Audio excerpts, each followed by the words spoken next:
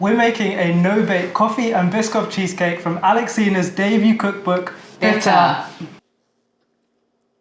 Most people are scared of bitterness. This book shows you how bitter flavours can elevate your cooking. All the biscuits are in a ziplock bag. A lot of people go in there and like whack it with a rolling pin, but the problem with that is that you might split your bag and it's just much easier to roll it. Pop the biscuits into a bowl. And then we're gonna pour over our melted butter and coconut oil mix. And just make sure you mix it thoroughly. Tip this into a tin. You can use like a flat bottomed glass to just press the base in. For the cheesecake filling, we're gonna start with 250 grams of smooth Biscoff paste.